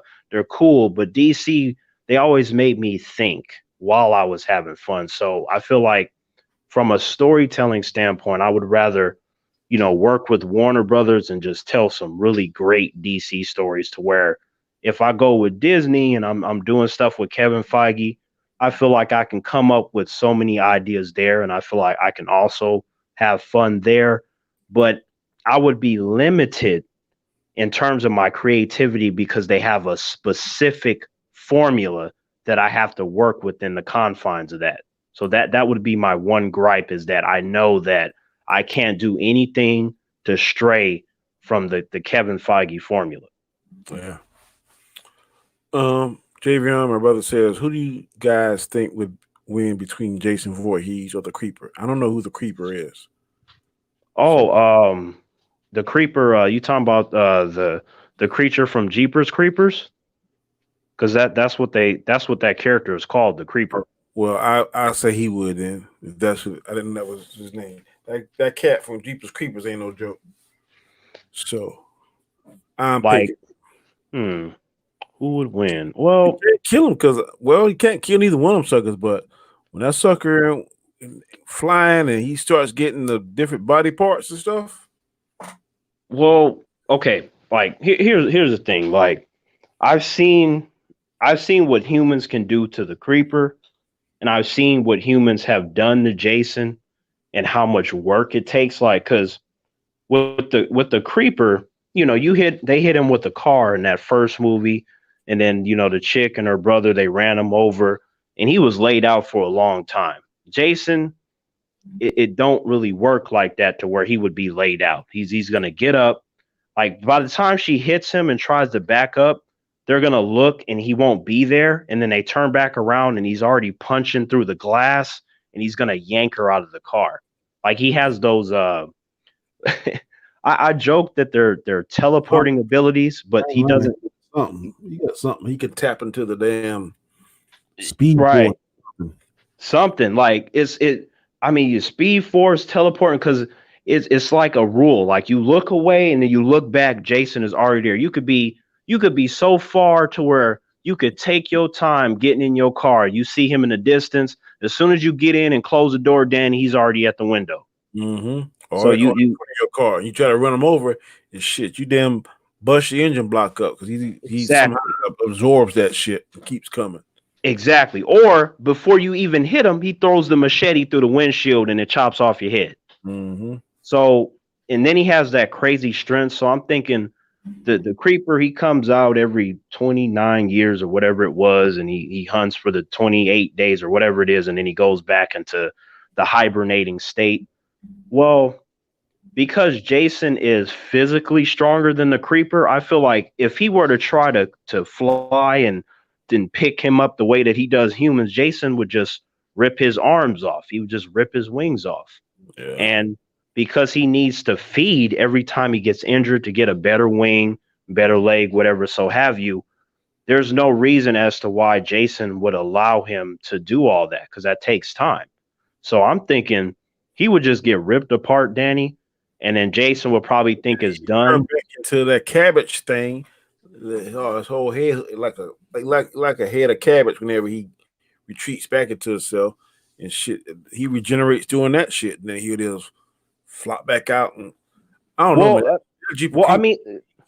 But the thing is, though, with what you said, that usually happens when he's running out of time, though. Mm-hmm. Like when we saw, like in the first movie, when that shit was happening, he was running out of time because that Oracle lady was saying, how much ever time, and he does it for a specific amount of time, and then he has to go back to sleep. Because we saw that he was injured in the first movie, and it took him a long time to recover. You know what I'm saying? That's why he took that daddy had his number in the second when he tied that harpoon to the truck. That's right. Yeah, that dad, he was pissed, man, because he took his son and shit. Remember at the beginning of the movie? Yep. That was messed up, man. I'd have been on his ass too, Danny. Like, you snatched my kid, I'm gonna be like, okay, you gonna come back in 28 years, whatever it is, I'm gonna be waiting for your ass. You better hope I die of old age, kind of stuff. But so I think that Jason, he would just snap and rip apart the Creeper, and then he would walk away. Too now, because you know how he ripped that bus in two and pulled them suckers halfway down the road. He did rip open the top of the bus and he snatched some kids out. That's true. But Jason has that same kind of strength, if not more. I mean, Jason be walking. I'm just saying he's strong as fuck too. True. But it's just because I've seen humans like take him out. I feel like you put something like Jason, which is just as supernatural, and that strength, like the little weapons that he would throw and stuff, and they be taking out humans, that ain't gonna do nothing to Jason. That's just gonna piss him off. Yeah. So I think Jason, like when he say the creeper flies up, he rips off the wings, say he rips off the limb, he chops this off with the machete, he's probably gonna walk away, and then the creeper would find a human and regenerate, and then he would try to attack Jason again. And I feel like you would just end up in that repetitive thing where the creeper would just keep getting messed up, and then Jason would have to keep fighting him until it comes time where he has to go to sleep. Yeah. So that probably works. Johnny Xbox said World Breaker Hulk or Lobo. Of course, World Breaker Hulk. World Breaker Hulk is on a whole different power level than what I've ever seen before out of any other Hulk. Well, I haven't read the Immortal Hulk, but I hear the Immortal Hulk is pretty hacked. But like with Lobo, I feel like number one, you have some fourth wall breaking abilities there. You have a dude that is strong enough to take full blown punches from people like Superman and not get knocked out. And the Hulk, like no matter which Hulk it is, like even like World Breaker Hulk, which is stronger than the majority of the Hulks, his strength it's like set. Like he can get mad and it goes up a little bit, but it's set. As to where with someone like Superman or a Kryptonian, their strength level is never set. It seems to be nothing more than based off of if you piss them off and they just keep wanting to do something. So to me, that's on a higher level of strength than someone where they're at a set strength and then it slightly goes up over time. Isn't that very similar to like what the Saiyans do? In terms of Hulk? No, like when they get pissed off, they get stronger. You remember in the episode, I can't remember what it was, but Beerus slapped Bulma. Right, and then Vegeta did, he attacked Beerus, but then Beerus snapped him up though. He got some. If I believe if Vegeta ever get Ultra Instinct, it's gonna be something serious. Oh, absolutely. I agree with that 100%. I want to see him get that. I think he may even surpass Goku because he is a smarter fighter than Goku. I think that he will, and then only to have Goku surpass him again, because that seems to be the pattern. Yeah. Every time Vegeta gets something, Goku always gonna outshine him. Like Vegeta, even with Whis, when he even said, like, yeah, right now Vegeta's stronger than Goku, but that's the thing, right now. Yeah. And it's like what Goku is that character to where when he's in a situation, he's always going to get strong enough to beat someone, whether that be that he does it on his own, which is rare. But if anybody gives him an energy boost or anything, then he just skyrockets because he's Goku. Yeah. So as much as I want that for Vegeta, and I do believe that he might have that, but the writing just based on the history seems to be we only going to enjoy that for a short time. Yeah, that sucks. But to expand upon what you said, Danny, when you said, is that how the Saiyans work? It's the Saiyan stuff is a little bit more muddled down because the situation like what we were just talking about with Vegeta versus Beerus, it's like they get elevated slightly, but there's still a bar that they hit. And it's like they reach that limit for the time being as to where with Kryptonians specifically, you got to be like a Superman or somebody because his thing is ridiculous compared to everybody else. I mean, you get people like Zod and Supergirl who are similar, but they have their bars that they eventually hit. But Superman's, he doesn't have a bar. He just keeps going up and up and up. And it's like these extreme jumps.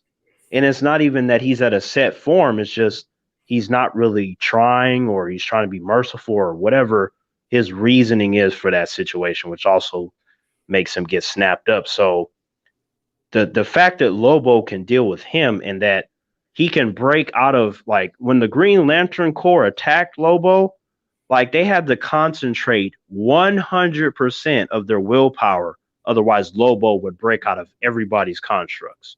Like Lobo is no joke. So I think that what you would have is World Breaker Hulk would probably just end up killing Lobo, but it would be really, really just ridiculous to think that that would be an easy victory for World Breaker Hulk, like, or any Hulk like that.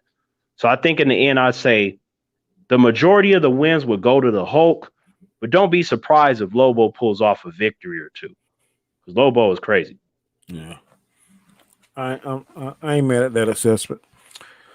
Next one is Equalizer or Hitman. Definitely Equalizer. I like the Hitman. Hitman's cold now. That movie was cold. I like Timothy Oliphant. That second one is one of my favorite. I'm not even mad at the second one. The second one, he was more that first fight gun scene, man. That sucker was like, okay. I love when people use the right gun. Okay, when it is really precise, it can change the magazines real and just steady flow. I love to see that kind of stuff. That's why I lean towards John Wick. John Wick, man. That scene with him and Halle Berry when they kill him, it was like those two and them two that dogs. was fire. Yeah, that was fire. Like, oh my Lord. I don't like that second Hitman movie because I was like, I had too many problems with it. I'm like, number one, the barcode's in the wrong spot. It's the wrong color. This dude, the story was cringe. The villain was horrible. And then the way that Agent 47 was, I'm like, that's not how he is in any of the games. Like he was very sporadic and he was noisy. People always knew he was there. They had that one public scene with the cars and stuff. I'm like, he would never do any of that stuff. Like he would compromise not only himself, but the program that he's from. It's all about being stealthy. Well, so I think in the second one, he was kind of much said, fuck the program. And he was just kind of doing his own thing. The first one, Timothy Oliphant, it was just like the game. I mean, and I love when he came in there and he was like, do you think you're a good man? Or when does a good man have to kill or whatever? And that. And the way he would walk and it would like focus on like man, there's a reason why I got my barcode on the back of my head. Like I had to choose between that and Dark Angel. Like I'm serious, Danny. I actually got my barcode on the back of my head. Okay. No, on the back of my head. That's my one and only tattoo. Okay. Yeah, like you had a full head of hair though. No, I do, but like I shaved it down to get the tattoo. I got you. Yeah. So like we have to get into that another time. But in terms of this topic though, like I just even in the first one when he was going astray from the program, he never did anything to compromise himself. Because once you put yourself out there and people know that you're an assassin, they will now hunt you down because you've killed a bunch of people. So it just in the second one, he was just to me, he was doing a lot of stupid shit. And I couldn't sink my teeth in that. I was very irritated. On top of the story not being very good, I'm like, look, you should have continued not only with Timothy Oliphant, but you should have expanded upon that instead of this. Like the second one felt more like, not to disrespect fan-made movies, but it seemed like one of those where somebody was being creative with the character. But because it was a movie, I'm like, nah, man, it shouldn't. I didn't dig that one. I didn't enjoy it at first as well as I did the first one, but I've seen worse. So true. I've seen worse. It's not the worst movie, but you said so. You said Equalizer. Equalizer over the second Hitman, not the first one. Okay. Is this and you talking about in terms of fighting? Or I guess he was asking who would win like they did World War Breaker or Lobo. He said Equalizer or Hitman. I'm reading the chat. That was and you said you said you think that he would take the which one? I said I think the Equalizer would win between the Hitman. Okay. I think the Hitman from what I seen was only like a weapons specialist. I know he could fight. The only time I remember seeing him fight, they was on the train. They took out them lives. Oh yeah, they had them fucking swords and shit. Yeah, that was a dope scene. Like that was awesome. But I haven't really seen him engage hand-to-hand combat. So I don't know. I can't actually assess him. Which I know he probably could do it, but they never really showcased that in the movies.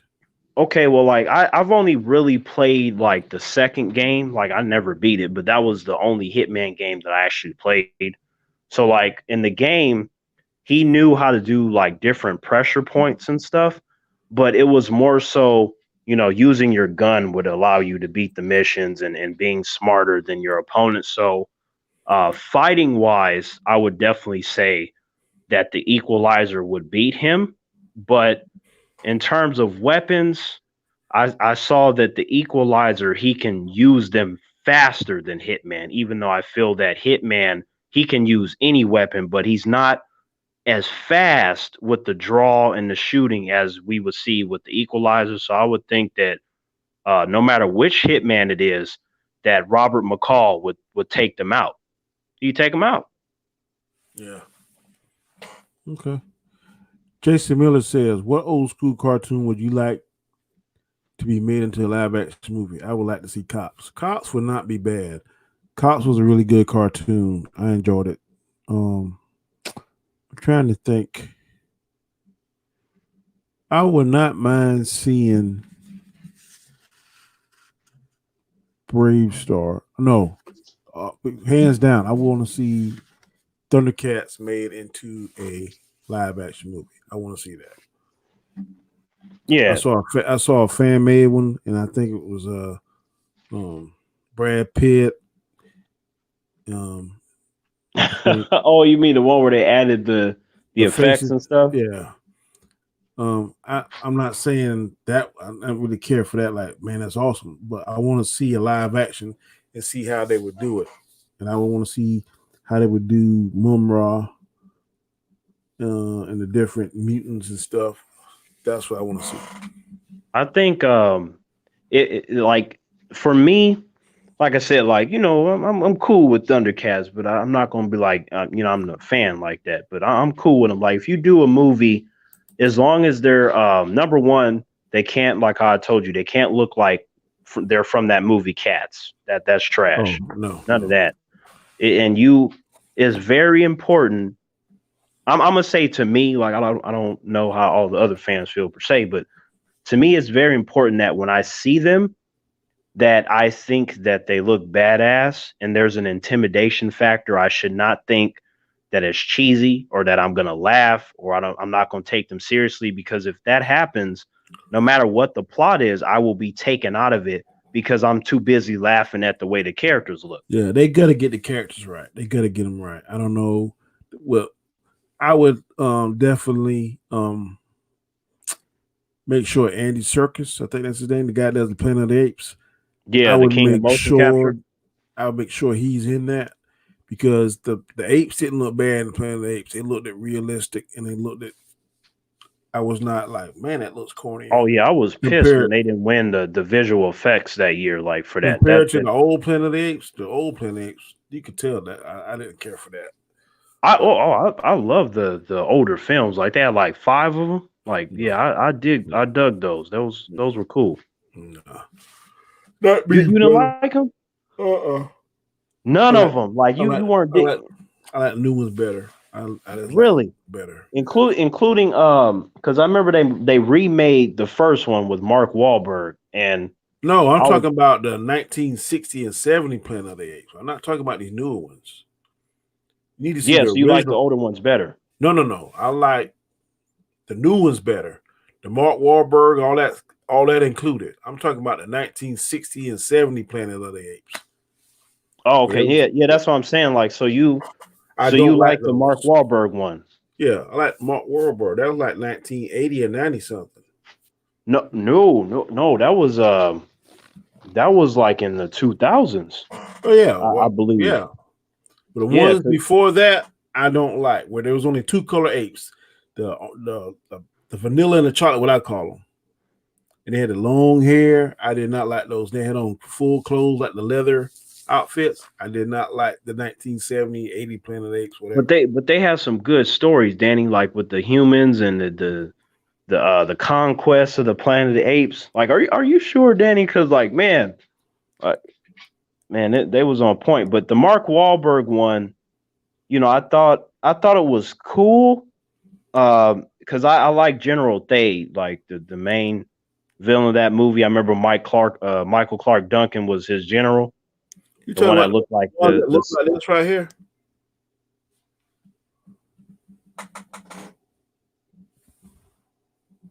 Yeah, them old school ones. Fuck them. No, I do not like. Come on, Danny. Like, man, Danny, I be fucking with them. The first 5 films, Bro, man. I ain't fucking with none of them. That'd be something. So, Just like when that guy try to get you to see that He-Man. If I ever meet you and go to your house, you put that on, I'll be like, "What the fuck, human?" okay, but have you seen all of them, or you just seen like a couple of them? You was like, nah, fuck I'm this. like you. I got like 5 minutes. I'm like, nah, this ain't my cup of tea. No.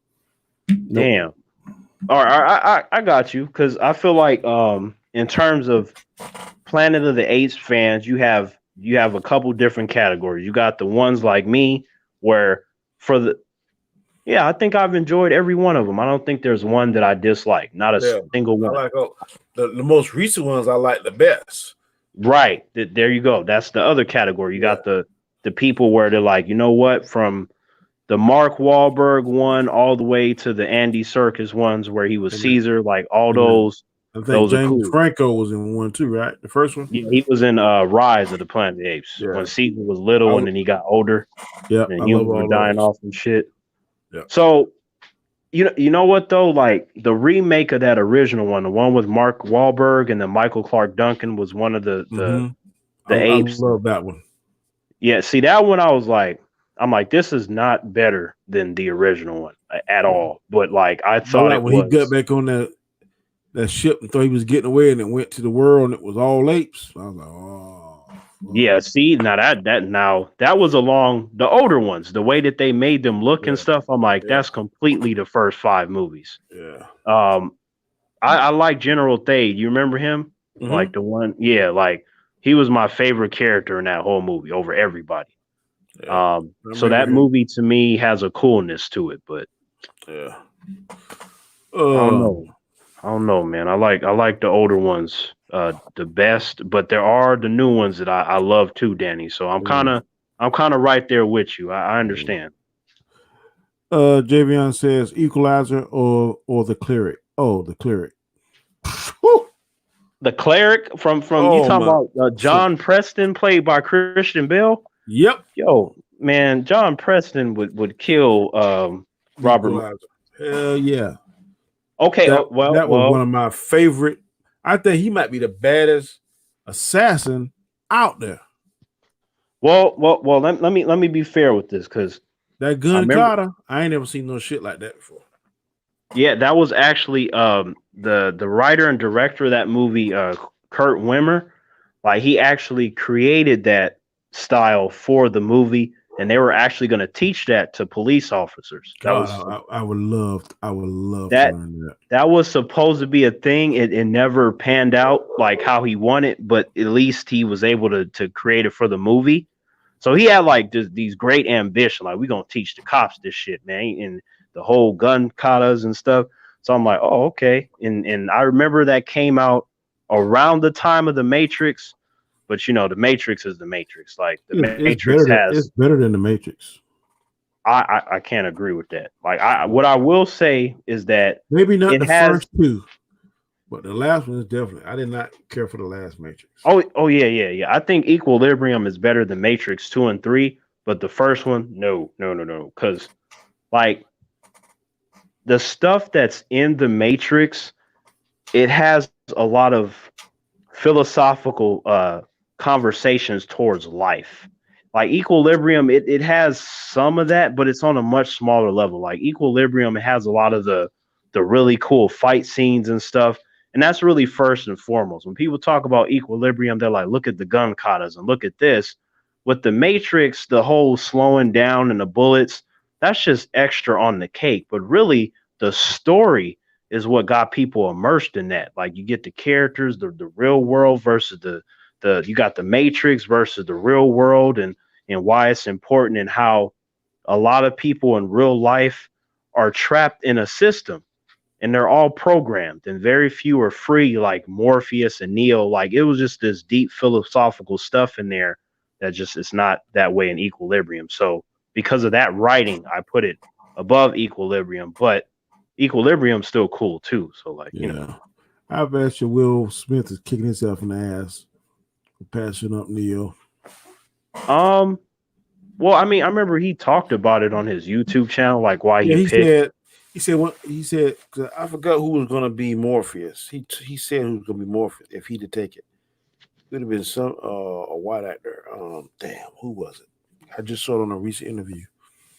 But I'm glad he didn't take it because, you know, his even though he did Wild Wild West, which is not a good movie, it has some No. funny moments, but it's not a good movie. But it needed to be Keanu Reeves and Lawrence Fishburne and everybody else. It needed to be that way Yeah, because it just worked. yeah. Like Trinity, perfect. yeah, with Carrie Ann Moss, who ended up playing Hogarth in the Netflix little universe that they had there, which is not really MCU canon anymore because Kevin Feige had nothing to do with that. But anyway, so yeah, I would say that John Sean Preston. Connery was going to be. That what you saying, Jason? Sean Connery was going to be Morpheus. Nah, That'd see, been nah, pretty interesting.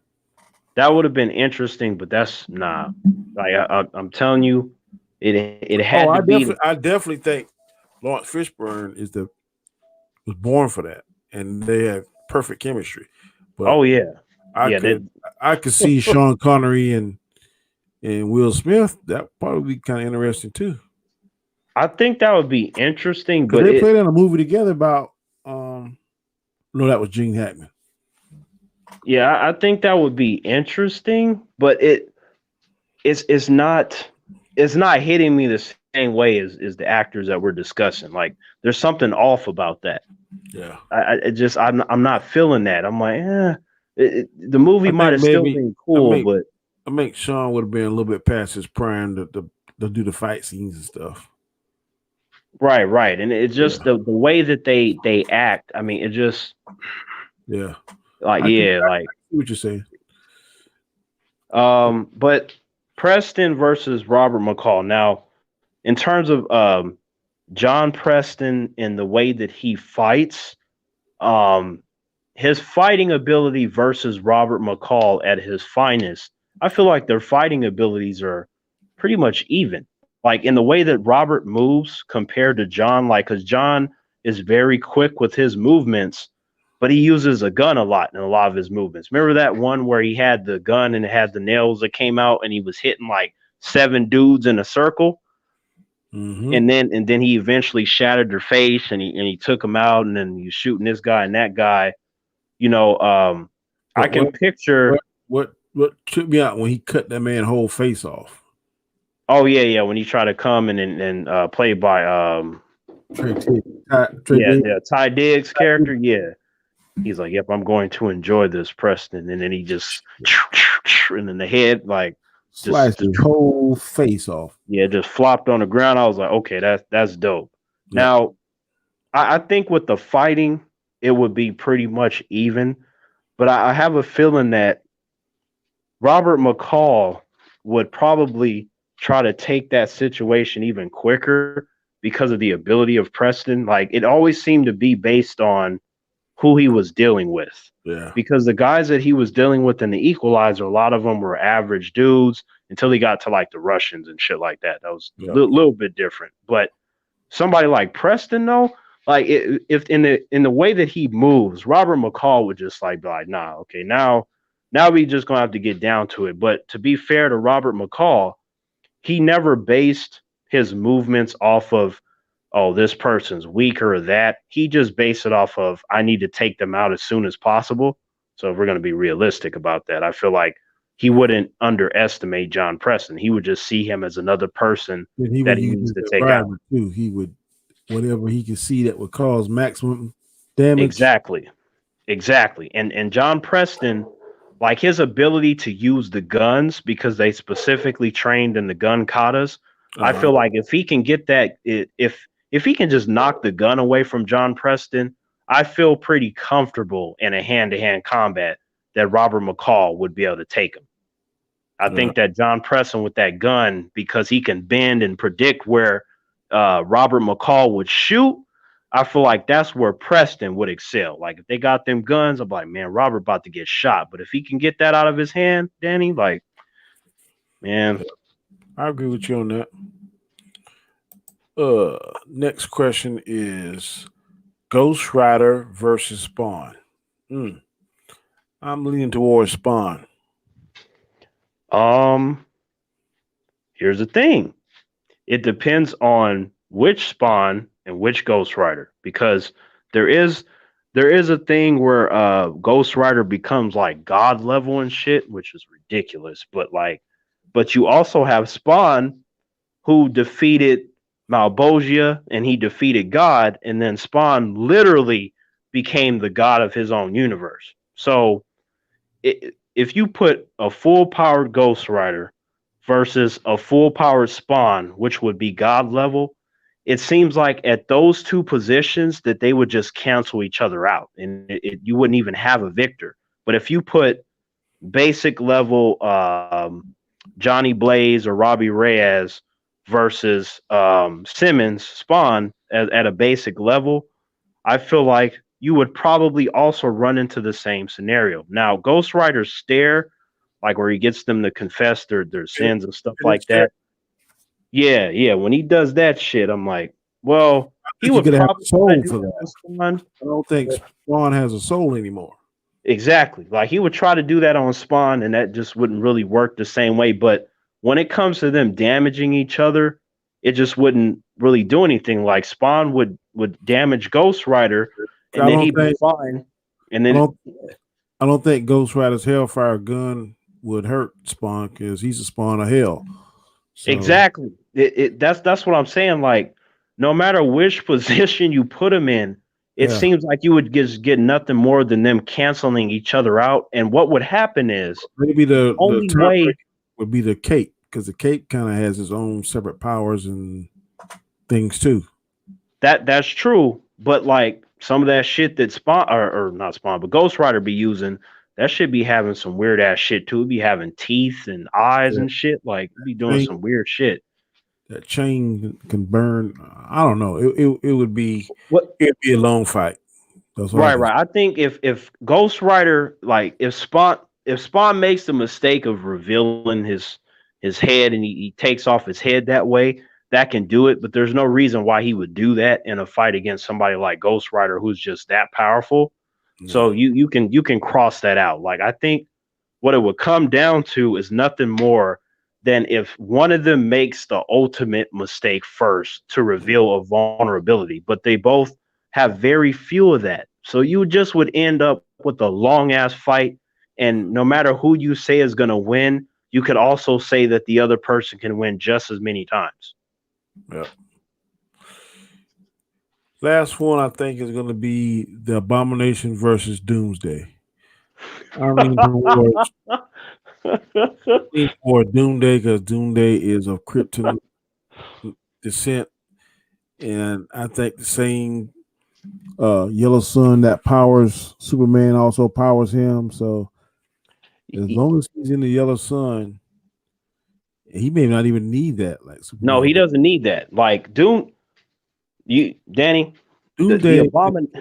Doomsday can adapt to any type Yes, of environment, anything. Like he was literally experimented on since he was like a little thing. Like he has been put in all sorts did you of see when situations. they did it on Krypton? Exactly. I thought that was awesome. Right. The only thing that they changed was that dude was like a full grown man when it was like how I said he was like smaller. So Yeah. that was the thing. But in terms of how they presented it, like putting them through hundreds and hundreds of trials of different things, killing them and bringing them back to life, like the Abomination is only on the level to be able to fight any number of Hulks, and the Hulk can beat him. And the Hulk is not on the level of Superman or any of that kind of stuff. So Doomsday is strong enough to beat Superman into a healing coma, which that alone you have to have a stupid amount of power. And he also did that while taking powerful blows from Superman and dusting them off like they weren't nothing. Like Abomination would be eaten for breakfast, lunch, and dinner, Danny. Like that is a slaughter. That's not even fair. Yeah. Well, I say I was strongly leaning toward Doomsday because I know that that kryptonite background and descent is going to give you a very unfair advantage. So I knew. Yeah, he's a scary ass scientific experiment. Like anything crazy on the Marvel side. I don't care if it's the Red Room program with the Black Widows, the stuff going on with Weapon X, the stuff going on with Ross. You compare that to like Doomsday. I'm like, this dude is meant to kill Superman. That eclipses all of that shit. Yep. Terrence, bro, I am tired. I've been up since 6. I enjoy the stream, and of course, always enjoy talking to you about these different things. I'm glad the chat brought in these different comparisons. We had a chance to talk about it and chat about it. But I am going to call it, brother, because I got to be up at 6:45 in the morning. But tell the people where they can find you at, sir. And no, I'm not interested in no 10-hour. No. How'd you know I was going to say that? No, sir. No, sir. Yeah. My name is Terrence. You can find me on the Tremaine Terrence channel, and there are thousands of videos on there. So go over there, and you got over 120 playlists. Go over there and see what's up. You might find something that you like, and I'm always truthful, and sometimes humans don't like that, but I feel like it's better to be truthful than to sell out, just to get everybody to like you, to get clicks and all this other stuff. I'm not about that over there. So, yep. And also too, I wanted to say, you saw how I handled our discussion tonight, even though, I didn't have a lot of information on these characters. I still was able to, pitch, my lack of experience and why I wasn't drawn to them and stuff like that. Yep. So you on it, bro. I want to tell everybody thank you for supporting the channel. Please go over and support Terrence's channel. It is very funny. Wherever I look at it, I always get good information, but I usually also get a chuckle. I'm a little jealous because I found out today he get to see all these movies way before everybody else. I was like, damn. But I'm ready to go see Bloodsport. Not Bloodsport, but Blood. What was the new video? Bloodshot. Bloodshot. Yeah. I am not familiar with the comic book at all, but it looks pretty interesting from what I've seen so far on the previews and the trailers. So I'm definitely if I don't check it out Friday, I'm probably definitely going to check it out Saturday. And oh yeah, dang, just to let you know, this is supposed to be the first installment in a Valiant Comics cinematic shared universe. Damn. So you go to Google.